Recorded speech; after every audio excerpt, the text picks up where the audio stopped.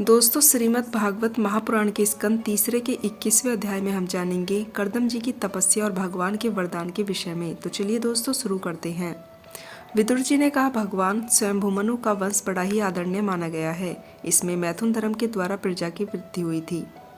अब आप मुझे उसी की कथा सुनाइए। ब्राह्मण, आपने कहा था कि स्वयंभू मनु के पुत्रों ने 7 दीपों वाली पृथ्वी पर धर्मपूर्वक पालन किया था तथा उनकी पुत्री देवहूति कर्दम प्रजापति को ब्याही गई थी। देवहूति योग के लक्षण यम आदि से संपन्न थी। उससे महायोगी कर्दम जी ने कितनी संतानें उत्पन्न की, यह सब प्रसंग आप मुझे सुनाइए। मुझे सुनने की बड़ी इच्छा है। इस प्रकार भगवान रुचि और ब्राह्मण जी के पुत्र दक्ष प्रजापति ने भी मनु जी की कन्या का पानी ग्रहण करके उनसे किस प्रकार और क्या क्या संतानें उत्पन्न की, वह सब चरित्र आप मुझे सुनाइए। मित्र जी ने कहा, विदुर जी, जब ब्रह्मा जी ने भगवान कर्दम को आज्ञा दी कि तुम संतान उत्पन्न करो तो उन्होंने 10,000 वर्षों तक सरस्वती नदी के तीर पर तपस्या की। वे एकाग्र होकर श्री हरि की आराधना करने लगे। तब सतयुग के आरंभ में भगवान श्री कृष्ण ने उनकी तपस्या से प्रसन्न होकर उन्हें अपने शब्द ब्रह्म स्वरूप से मूर्तिमान होकर दर्शन दिए। भगवान की वह भव्य मूर्ति सूर्य के समान तेजोमयी थी। वे गले में श्वेत कमल और कुमुद के फूलों की माला ग्रहण किए हुए थे। वे निर्मल वस्त्र धारण किए हुए थे। सिर पर झिलमिलाता हुआ स्वर्ण में मुकुट, कानों में जगमगाते हुए कुंडल और कर कमलों में शंख चक्र गदा आदि। प्रभु, इस समय आपने हमें अपनी तुलसी माला मंडित सगुण मूर्ति के दर्शन दिए हैं। आप हम भक्तों को जो सुख प्रदान करते हैं, यद्यपि परिणाम में हमारा सुख करने के लिए वे हमें प्राप्त हों। नाथ, आप संपूर्ण से निष्क्रिय होने पर भी माया के द्वारा सारे संसार का व्यवहार चलाने वाले हैं तथा थोड़ी सी उपासना करने वालों पर भी समस्त अभिलाषित वस्तुओं की वर्षा करते रहते हैं। आपके चरण कमल वंदनीय हैं। मैं आपको बार बार नमस्कार करता हूँ। मैत्रेय जी कहते हैं, भगवान की मुस्कान भरी चितवन से चंचल हो रही थी। वे गरुड़ जी के कंधे पर विराजमान थे। तब कर्दम जी ने इस प्रकार उनकी स्तुति की। तब वे उसी अमृतमय वाणी से कहने लगे। श्री भगवान ने कहा, जिसके लिए तुमने मेरी आराधना की है, तुम्हारे हृदय के उस भाव को जानकर मैंने पहले ही उसकी व्यवस्था कर दी है। प्रजापते, मेरी आराधना से कभी भी कोई निष्फल नहीं होता। फिर जिसका चित्त निरंतर एकाग्र रूप से ही मुझी में लगा पड़ा है, उन्हें तुम जैसे महात्माओं के द्वारा हुई उपासना का अधिक फल होता है। विप्रवर, वे परम धर्मज्ञ महाराज महारानी शत्रुपा के साथ तुमसे मिलने के लिए परसों यहाँ आएंगे।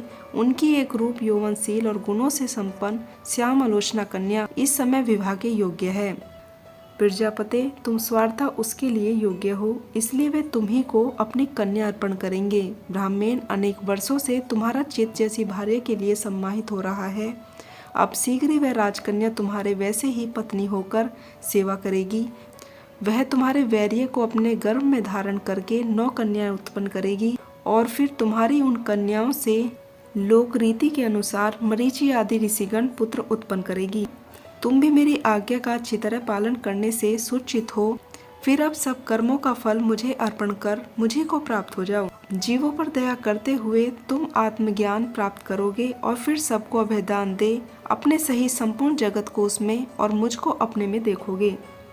महामुने, मैं भी अपने अंश कला। प्रभु, इस समय आपने हमें अपनी तुलसी माला मंडित सगुण मूर्ति के दर्शन दिए हैं। आप हम भक्तों को जो सुख प्रदान करते हैं, यद्यपि परिणाम में हमारा सुख करने के लिए वे हमें प्राप्त हों। नाथ, आप संपूर्ण से निष्क्रिय होने पर भी माया के द्वारा सारे संसार का व्यवहार चलाने वाले हैं तथा थोड़ी सी उपासना करने वालों पर भी समस्त अभिलाषित वस्तुओं की वर्षा करते रहते हैं। आपके चरण कमल वंदनीय हैं। मैं आपको बार बार नमस्कार करता हूँ। मैत्रेय जी कहते हैं, भगवान की मुस्कान भरी चितवन से चंचल हो रही थी। वे गरुड़ जी के कंधे पर विराजमान थे। तब कर्दम जी ने इस प्रकार उनकी स्तुति की। तब वे उसी अमृतमय वाणी से कहने लगे। श्री भगवान ने कहा, जिसके लिए तुमने मेरी आराधना की है, तुम्हारे हृदय के उस भाव को जानकर मैंने पहले ही उसकी व्यवस्था कर दी है। प्रजापते, मेरी आराधना से कभी भी कोई निष्फल नहीं होता। फिर जिसका चित्त निरंतर एकाग्र रूप से ही मुझी में लगा पड़ा है, उन्हें तुम जैसे महात्माओं के द्वारा हुई उपासना का अधिक फल होता है। विप्रवर, वे परम धर्मज्ञ महाराज महारानी शत्रुपा के साथ तुमसे मिलने के लिए परसों यहाँ आएंगे। उनकी एक रूप यौवनशील और गुणों से संपन्न श्याम आलोचना कन्या इस समय विवाह के योग्य है। प्रजापते, तुम स्वार्था उसके लिए योग्य हो, इसलिए वे तुम्ही को अपनी कन्या अर्पण करेंगे। ब्राह्मण, अनेक वर्षों से तुम्हारा चित्त जैसी भार्य के लिए सम्माहित हो रहा है। अब शीघ्र ही वह राजकन्या तुम्हारे वैसे ही पत्नी होकर सेवा करेगी। वह तुम्हारे वैर्य को अपने गर्भ में धारण करके 9 कन्याएं उत्पन्न करेगी और फिर तुम्हारी उन कन्याओं से लोक रीति के अनुसार मरीचि आदि ऋषिगण पुत्र उत्पन्न करेगी। तुम भी मेरी आज्ञा का अच्छी तरह पालन करने से सुचित हो। फिर अब सब कर्मों का फल मुझे अर्पण कर मुझे को प्राप्त हो जाओ। जीवों पर दया करते हुए तुम आत्मज्ञान प्राप्त करोगे और फिर सबको अभयदान दे अपने सही संपूर्ण जगत को उसमें और मुझको अपने में देखोगे। महामुने, मैं भी अपने अंश कला रूप से तुम्हारे वैर्य द्वारा तुम्हारी पत्नी देवहूति के गर्भ में अवतारित होकर असंख्य शास्त्र की रचना करूंगा। श्री मैत्रेय जी कहते हैं, विदुर जी, कर्दम ऋषि से इस प्रकार से भाषण करके इंद्रियों से प्रकट होने वाले श्री हरि सरस्वती नदी से घिरे हुए बिंदुसार तीर्थ से, जहाँ कर्दम जी ऋषि तप कर रहे थे, अपने लोक को चले गए। भगवान के वैकुंठ मार्ग की सभी सिद्धेश्वर प्रशंसा करते हैं। वे कर्दम जी को देखते ही देखते अपने लोक को सिधार गए। विदुर जी, श्रीहरि के चले जाने पर भगवान कर्दम जी के बताए हुए समय की प्रतीक्षा करते हुए बिंदु सरोवर पर ही ठहरे रहे। वीरवर, इधर मनु जी भी महारानी शत्रुपा के साथ रथ पर सवार होकर तथा उस पर अपनी कन्या को भी बिठाकर पृथ्वी पर विचरते हुए जो दिन भगवान ने बताया था उसी दिन शांतिपरायण महर्षि कर्दम जी के इस आश्रम पर पहुँचे। सरस्वती के जल से भरा हुआ यह बिंदु सरोवर वह स्थान है जहाँ अपने शरणागत भक्त कर्दम के प्रति उत्पन्न हुए अत्यंत करुणा के वशीभूत हुए भगवान के नेत्रों से आंसुओं की बूंदें गिरी थी। यह तीर्थ बड़ा ही पवित्र है। इसका जल कल्याणमय और अमृत के समान मधुर है तथा महर्षिगण सदा इसका सेवन करते हैं। उस समय बिंदु सरोवर पवित्र वृक्ष लताओं से घिरा हुआ था। उसमें तरह तरह की बोली बोलने वाले पवित्र मृग और पक्षी रहते थे। वह स्थान सभी ऋतुओं के फल और फूलों से संपन्न था और सुंदर वन श्रेणी में उसकी शोभा बढ़ती थी। वहाँ झुंड के झुंड मतवाले पक्षी चहकते रहते थे, मतवाले भौरे मंडराते रहते थे, मयूर अपने पंख फैलाकर नट की भांति नृत्य करते रहते थे। वह आश्रम कदम, अशोक, बकुल, असन और नए नए आम के वृक्षों से अलंकृत था। वहाँ जलकांग, बत्तख आदि जल पर तैरने वाले पक्षी, हंस, जलमुर्ग, सारस, चकवा और चकोर मधुर स्वर से करलव कर रहे थे। हरियन, सुअर, स्याही, नील गाय, हाथी, लंगूर, सिंह, वानर, नेवले और कस्तूरी मृग आदि पक्षियों से भी यह आश्रम घिरा हुआ था। आदिराज महाराज मनु ने उस उत्तम तीर्थ पर कन्या के सहित पहुंचकर देखा कि मुनिवर कर्दम अग्निहोत्र से निवृत्त होकर बैठे हुए हैं। बहुत दिनों तक उग्र तपस्या करने के कारण वे शरीर से बड़े ही तेजस्वी दिखाई पड़ रहे थे तथा भगवान के स्नेह पूर्वक चितवन के दर्शन और उनके उच्चारण किए हुए वचनों को सुनने से इतने दिनों तक तपस्या करने पर भी वे विशेष दुर्लभ नहीं जान पड़ते थे। उनका शरीर लंबा था, नेत्र कमल दल के समान विशाल और मनोहर थे, सिर पर जटाएं सुशोभित थी और कमर पर चीर वस्त्र थे। वे निकट से देखने पर बिना सान चढ़ी हुई महामूल्य मणि के समान मलिन जान पड़ते थे। महाराज स्वयंभु मनु को अपनी कुटी में आकर प्रणाम करते देख उन्होंने उन्हें आशीर्वाद से प्रश्न किया और यथोचित अतिथि की नीति से उनका स्वागत सत्कार किया। जब मनु जी ने उनकी पूजा ग्रहण कर स्वास्थ्यचित से आसन पर बैठ गए तब मुनिवर कर्दम जी ने भगवान की आज्ञा का स्मरण कर उन्हें मधुर वाणी से प्रश्न करते हुए इस प्रकार कहा, देव, आप भगवान विष्णु के पालन शक्ति रूप हैं, इसलिए आपका घूमना फिरना निसंदेह सज्जनों की रक्षा और दुष्टों के संहार के लिए होता है। आप साक्षात विशुद्ध विष्णु स्वरूप हैं तथा विभिन्न विभिन्न कार्यों के लिए सूर्य, चंद्र, अग्नि, इंद्र, वायु, यम, धर्म और वरुण आदि रूप धारण करते हैं। आपको नमस्कार है। आप मणियों से जुड़े हुए जयदायक रथ पर सवार हो अपने प्रचंड धनुष की टंकार करते हुए इस रथ की गड़गड़ाहट से पापियों को भयभीत कर देते हो और अपनी सेना के चरणों से रौंदे हुए भूमंडल को कपाते हुए अपनी उस विशाल सेना को साथ लेकर पृथ्वी पर सूर्य के समान विचरते हो। यदि आप ऐसा न करें तो चोर डाकू भगवान की बनाई हुई धर्म की मर्यादा को तत्काल नष्ट कर दें। यदि आप संसार की ओर से निश्चित हो जाएं तो यह लोग दुराचारियों के पंजों में पड़कर नष्ट हो जाएं। तो भी वीरवर, मैं आपसे पूछता हूँ कि इस समय यहाँ आपका अनुगमन किस प्रयोजन से हुआ है। मेरे लिए जो आज्ञा है मैं उसे निष्कपट भाव से स्वीकार करूँगा। दोस्तों, आप लोगों ने अभी तक जाना कर्दम जी की तपस्या और भगवान के वरदान के विषय में।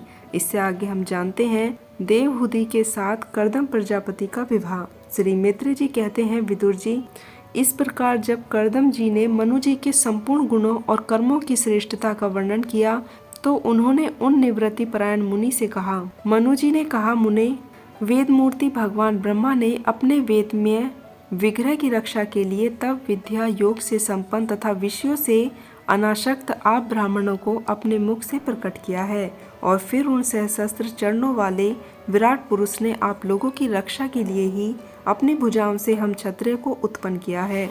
इस प्रकार ब्राह्मण उनके हृदय और क्षत्रिय शरीर कहलाते हैं। अतः एक ही शरीर से संबंध होने के कारण अपनी अपनी और एक दूसरे की रक्षा करने वाले उन ब्राह्मण और क्षत्रियों की वास्तव में श्री हरि ही रक्षा करते हैं। आपके दर्शन मात्र से ही मेरे सारे संदेह दूर हो गए, क्योंकि आपने प्रजा पालन की इच्छा रखने वाले धर्मों का बड़ा ही प्रेम से निरूपण किया है। आपका दर्शन बड़ा ही दुर्लभ है। मेरा बड़ा भाग्य है जो मुझे आपका दर्शन हुआ और मैं आपके चरणों की मंगलमय रज अपने सिर पर चढ़ा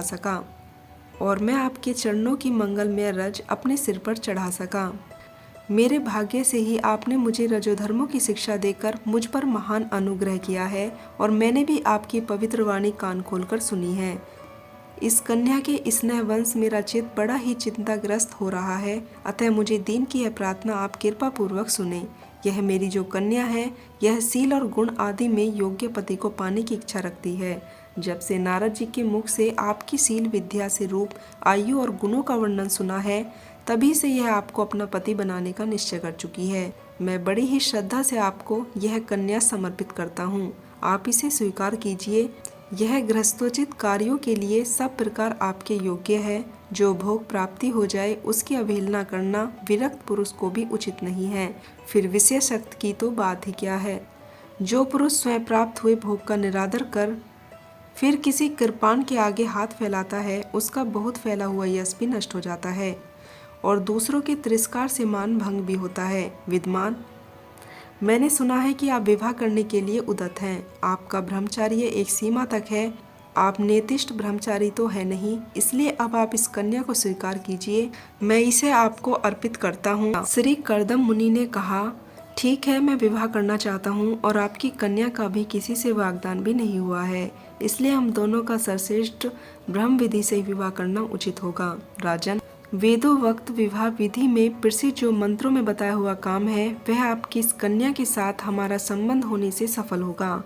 भला जो अपनी अंग क्रांति से आभूषण आदि की शोभा को भी अपमानित कर रही है, आपकी उस कन्या का कौन आदर करेगा। एक बार यह अपने महल की छत पर गेंद खेल रही थी। गेंद के पीछे इधर उधर दौड़ने के कारण इसके नेत्र चंचल हो रहे थे तथा पैरों की पजेब में मधुर झंकार हो रही थी। उस समय इसे देखकर विश्वावसु गंधर्व मोहवश अचेत होकर अपने विमान से ही गिर पड़े। वही इस समय यहाँ स्वयं आकर प्रार्थना कर रही है। ऐसी अवस्था में कोई समझदार पुरुष इसे स्वीकार न करे, ऐसा तो हो ही नहीं सकता। यह तो साक्षात आप महाराज श्री स्वयंभू मनु की दुलारी कन्या और उत्पाद की प्यारी बहन है तथा यह रमणियों में रत्न के समान है। जिन लोगों ने कभी लक्ष्मी जी के चरणों की उपासना नहीं की, उन्हें तो इसका दर्शन भी नहीं हो सकता। अतः मैं आपकी साध्वी कन्या को स्वीकार अवश्य करूंगा, किंतु एक शर्त के साथ। जब तक इसके संतान न हो जाए तब तक मैं गृहस्थ धर्म अनुसार इसके साथ रहूंगा। उसके बाद भगवान के बताए हुए संन्यास प्रधान हिंसा रहित समदमादि धर्मों को ही अधिक महत्व दूंगा, जिससे इस विचित्र जगत की उत्पत्ति हुई है, जिसमें यह लीन हो जाता है और जिसके आश्रय से यह स्थित है। मुझे तो वो प्रजापतियों के भी पति भगवान श्री अनंत ही सबसे अधिक मान्य। मैत्रेय जी कहते हैं, विदुर जी, कर्दम जी केवल इतना ही कह सके, फिर वे हृदय में भगवान कमलनाथ का ध्यान करते हुए मौन हो गए। उस समय उनके मंद हाथ से युक्त मुख कमल को देखकर देवहूति का चित्त लुभा गया। मनु जी ने देखा कि इस संबंध में महारानी शत्रुपा और राजकुमारी की स्पष्ट अनुमति है, अतः उन्होंने अनेक गुणों में संपन्न कर्दम जी को उन्हीं के समान गुणवती कन्या का प्रसन्नता पूर्वक दान कर दिया। महारानी शत्रुपा ने भी बेटी और दामाद को बड़े प्रेम पूर्वक बहुत से बहुमूल्य वस्त्र, आभूषण और पत्र आदि दहेज में दिए। इस प्रकार सुयोग्य वर को अपनी कन्या के लिए देकर महाराज मनु निश्चिंत हो गए। चलती बार जब उनका वियोग न सह सकने के कारण उन्होंने उसे अपनी छाती से चिपका लिया और बेटी बेटी कहकर रोने लगे। उनकी आंखों से आंसुओं की झड़ी लग गई और उनसे उन्होंने देवहूति के सिर के सारे बाल भिगो दिए। फिर वे मुनिवर कर्दम जी से पूछा, उनकी आज्ञा ले रानी के सहित रथ पर सवार हुए और अपने सेवकों सहित ऋषिकुल सेवित सरस्वती नदी के दोनों तीरों पर मुनियों के आश्रमों की शोभा को देखते हुए अपनी राजधानी में चले आए। जब ब्रह्मव्रत की प्रजा को यह समाचार मिला कि उनके स्वामी आ रहे हैं, तब वह अत्यंत आनंदित होकर स्तुति गीत और बाजे गाजे के साथ अगवानी करने के लिए ब्रह्माव्रत की राजधानी से बाहर आए। सब प्रकार की संप्रदायों से युक्त मनु जी की राजधानी थी, जहाँ पृथ्वी को रसातल से ले आने के पश्चात शरीर कांपते समय श्री वराह भगवान के रोम झटने गिरे थे। वे रोम ही निरंतर हरे भरे रहने वाले कुश और काश हुए, जिसके द्वारा मुनियों ने यज्ञ में विघ्न डालने वाले दैत्यों का तिरस्कार कर भगवान यज्ञ पुरुष की यज्ञों द्वारा आराधना की। महाराज मनु ने भी श्री वराह भगवान से भूमि रूप निवास स्थान प्राप्त होने पर इसी स्थान पर कुल और काश की चटाई बिछाकर श्री यज्ञ भगवान की पूजा की थी। जिस नगर में मनु जी निवास करते थे, उसमें पहुंचकर उन्होंने अपने त्रेतापनाशक भवन में प्रवेश किया। वहां अपने भार्य और संतान के सहित वे धर्म अर्थ और मोक्ष के अनुकूल भोगों को भोगने लगे। प्राप्तकाल होने पर गंधर्व गण अपनी स्त्रियों के सहित उनका अनुगान करने लगे, किंतु मनु जी उसमें आसक्त न होकर प्रेम पूर्वक हृदय से श्रीहरि की कथाएं ही सुना करते थे। वे इच्छानुसार भोगों का निर्माण करने में कुशल थे, किंतु मननशील और भागवत परायण होने के कारण भोगों ने उन्हें कंचित मात्र भी विचलित नहीं कर पाते थे। किंतु मननशील और भागवत परायण होने के कारण भोग उन्हें किंचन मात्र भी विचलित नहीं कर पाते थे। भगवान विष्णु की कथाओं का श्रवण, ध्यान, रचना और निरूपण करते रहने के कारण उनके मानव तर्क को व्यतीत करने वाले क्षण भर में ही वियुक्त नहीं रहते। उनके मानव तर्क को व्यतीत करने वाले क्षण कभी व्यर्थ नहीं जाते थे। इस प्रकार अपनी जागृत आदि तीनों अवस्थाओं अथवा तीनों गुणों को अभिभूत करके उन्होंने भगवान वासुदेव के कथा प्रसंग में अपने मानवतार के 21वें चतुर्युग पूरे किए। व्यासनंदन विदुर जी, जो पुरुष श्रीहरि के आश्रित रहते हैं, उसे शारीरिक, मानसिक, दैविक, मनुष्यिक तथा भौतिक दुख किसी प्रकार से कष्ट नहीं पहुंचा सकते। मनु जी निरंतर समस्त प्राणियों के हित में लगे रहते थे। मुनियों के पूछने पर उन्होंने मनुष्य के तथा समस्त वर्ण और आश्रमों के अनेक प्रकार के मंगलमय धर्मों का वर्णन किया, जो मनु संहिता के रूप में अभी भी उपलब्ध है। जगत के सर्वप्रथम सम्राट महाराज मनु वास्तव में कीर्तन के योग्य थे। यहाँ मैंने उनके अद्भुत चरित्र का वर्णन किया है। अब उनकी कन्या देवहूति का प्रभाव सुनो। दोस्तों, इसी के साथ श्रीमद् भागवत महापुराण स्कंद तीसरे के 21वें और 22वें अध्याय की जानकारी समाप्त हुई। दोस्तों, अगर आपको यह अध्याय पसंद आया हो तो चैनल से जुड़े रहने के लिए चैनल को सब्सक्राइब करें और मोटिवेट करने के लिए वीडियो को लाइक करें। तो दोस्तों, मिलती हूँ श्रीमद् भागवत महापुराण के अन्य स्कंदों के साथ। तब तक के लिए आप लोग अपना ध्यान रखें, खुश रहें। जय सनातन, जय श्री कृष्णा।